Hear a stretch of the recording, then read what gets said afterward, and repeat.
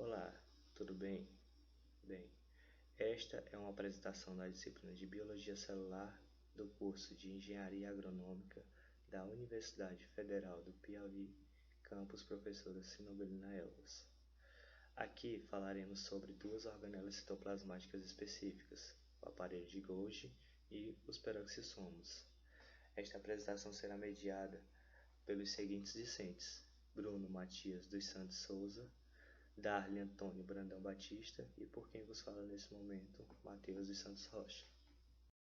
Inicialmente falaremos um pouco sobre o complexo de Golgi.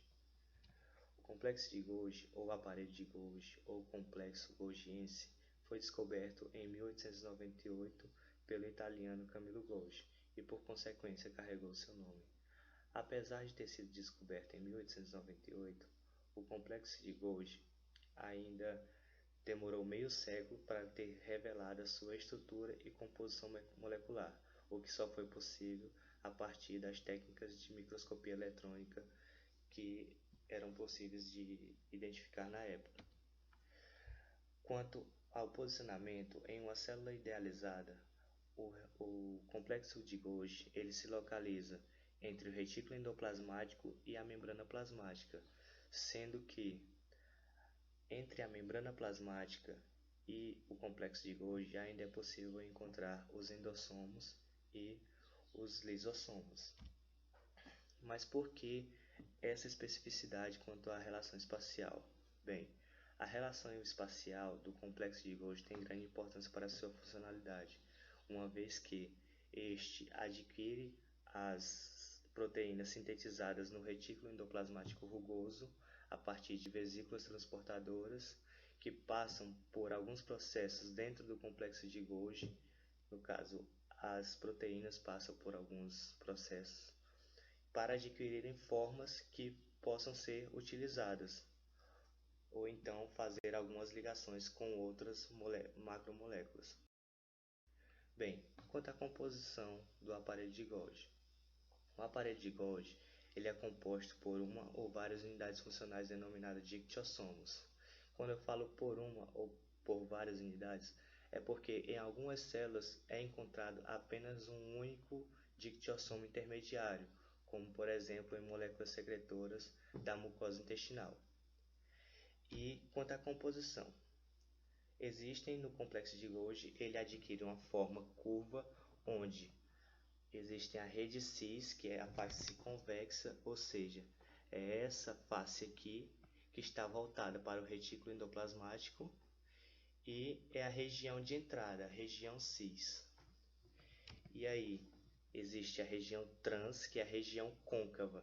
Esta região está voltada para a membrana plasmática, como pode ser observado aqui. E ainda assim existem as cisternas. As cisternas podem ser cisternas cis, onde esta está ligada aqui à região cis, como é observado aqui na imagem. Cisternas trans, onde as cisternas estão ligadas à região trans. E as cisternas intermediárias, as quais estão independentes das regiões, não estão ligadas.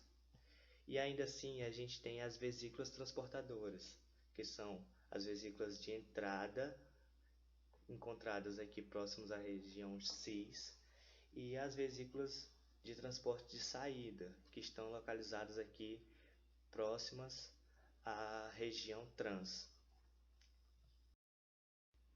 Bem, as funções deste aparelho de Golgi.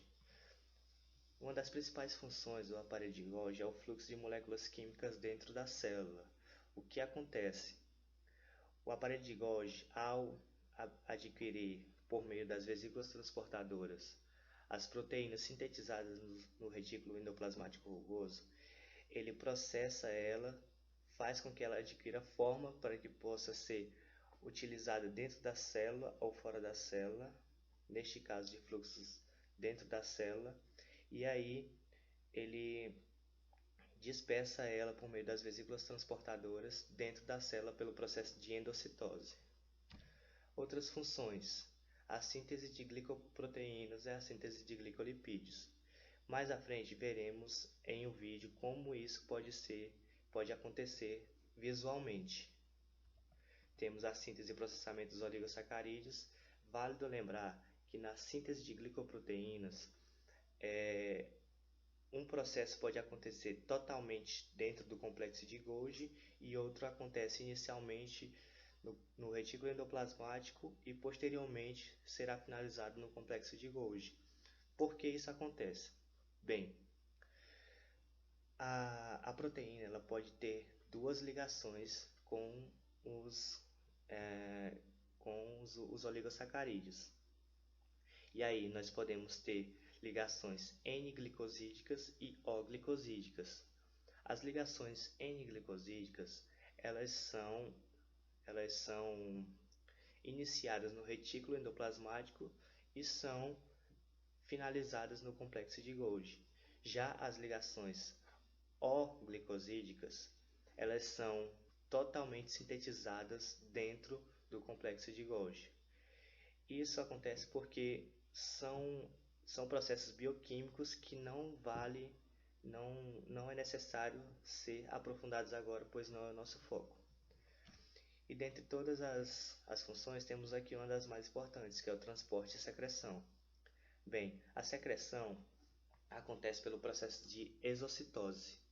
Nós temos aqui o fluxo de moléculas químicas dentro da célula e temos aqui a secreção, que é tudo que vai ser colocado para fora da célula a partir das vesículas transportadoras. Ou seja, são aquelas moléculas que são transportadas que podem ter dois destinos. Um é a endocitose, ser liberadas dentro da célula para digestão, e outras é a exocitose, que no caso as vesículas transportadoras levariam essas moléculas até a membrana plasmática e aí secretariam para fora da célula para que elas conseguissem atingir a sua funcionalidade.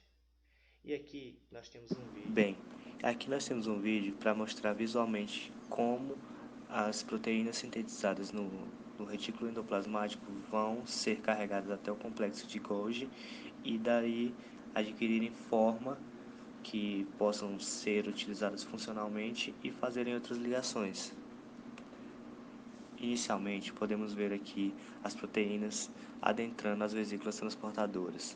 Nesse momento, elas estão saindo do retículo endoplasmático rugoso com destino ao complexo de Golgi. E aí elas vão adentrar ao complexo de Golgi e dentro do complexo de Golgi estas proteínas sintetizadas vão adquirir formas que vão torná-las funcionais para a célula ou para serem secretadas para fora da célula. E a partir de tomarem essas formas, elas podem fazer ligações com os lipídios e algumas ligações com os carboidratos, e assim transportados para fora da célula ou para dentro da célula pelo processo de endo ou exocitose.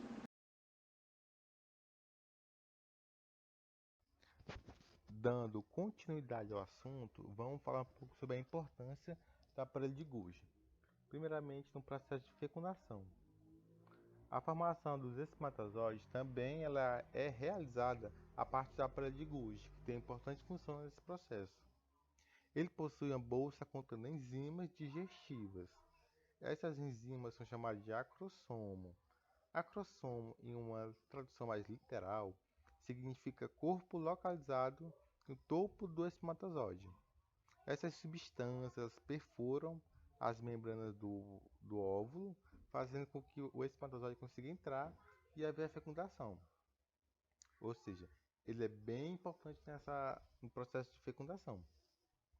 Além desse processo, ele atua no processamento de enzimas digestivas do pâncreas. Essas enzimas digestivas elas são produzidas no retículo endoplasmático rugoso. Então são levadas à tapa de Golgi, onde elas vão ser empacotadas, né, em bolsas, pacotes, como preferir chamar. Esses pacotes são cheios de enzimas. Então esses pacotes eles vão para a membrana plasmática, onde eles vão se fundir e são liberados para auxiliar no processo de degradação das partículas alimentares. Agora vamos falar sobre a segunda organela, o peroxissomo. Eles são organelas presentes tanto na célula animal quanto na vegetal. Eles possuem esse nome por conseguir decompor e formar o peróxido de hidrogênio, ou H2O2. Os peroxissomos, eles são pequenas estruturas em formato arredondado, os quais estão envoltos por uma membrana lipoproteica. Em seu interior contém enzimas oxidadas responsáveis pela oxidação de substâncias. Entre essas enzimas podemos citar a catálise, a diaminoácido oxidase, a urato oxidase e as responsáveis pela beta-oxidação dos ácidos graxos. Existem muitos tipos de peroxissomos. Eles conseguem se diferenciar a partir da enzima presente ou pelo conjunto de enzimas presentes em seu interior. E, bom, é importante citar também a diferença entre o peroxissomo e a mitocôndria. Na mitocôndria, ela produz várias oxidações que vai produzir a ATP, né, que vai ser utilizado nos processos de energia. No peroxissomo, as oxidações elas produzem energia térmica e não energia química, né, que é o ATP no caso. No entanto, a beta-oxidação dos ácidos graxos eles produzem a ATP. Né, é o único processo que produz ATP. Visto que os grupos acetila produzidos nos peroxissomas eles se transferem das mitocôndrias e ingressam no ciclo do ácido cítrico. Né? No caso, não vamos entrar muito nesse assunto, né? Porque não é nosso foco.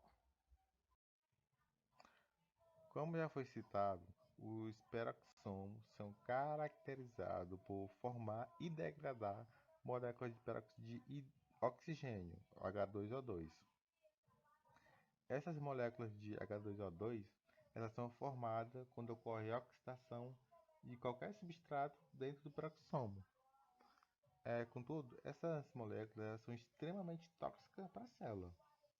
Então, a catálise ela age sobre a molécula de H2O2, ela quebra, formando duas moléculas de água e uma de oxigênio, como a gente pode ver aqui na figura ao lado.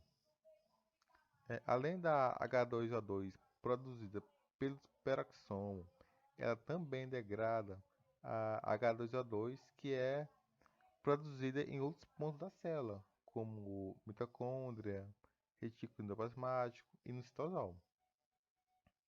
Ela também atua na quebra dos ácidos graxos de cadeia longa, que eles também são tóxicos para a célula, e gera o colesterol. Ele também serve de matéria-prima na respiração celular, com o intuito de obtenção de energia térmica, como já foi falado, e na oxidação de ácido graxo, que na síntese de colesterol. Também é possível encontrar grande quantidade de peroxissomo nas células dos rins e nas células do fígado, né, nas células renais e hepáticas. Ele chega a ocupar cerca de 2% do espaço desses órgãos. No interior da célula, os peroxissomos auxiliam na produção de sais biliares e também na neutralização de algumas substâncias tóxicas para o corpo. Agora eu vou falar um pouco onde é produzido os peroxissomos. Os peroxissomos são produzidos e encontrados nas células, mais especificamente no citoplasma das células. São formados por vesículas arredondadas também e também armazenam enzimas onde podem catalisar o peróxido de hidrogênio, mais conhecido como água oxigenada, que são substâncias tóxicas para as células. Os peroxissomos nas células, onde eles são encontrados? Eles podem ser encontrados nas folhas e nas sementes em germinação. Quando os peroxissomos, nas folhas, eles são encontrados na fotorrespiração, que é a absorção da luz e a retirada do gás carbônico. E nas sementes e em germinação, eles podem ser podem converter ácidos graxos armazenados em sementes oleaginosas para açúcares, que são necessários para o crescimento das plantas jovens. E outro fato é porque eles convertem gorduras em açúcares, ou seja, assim também são chamados de glicossomos.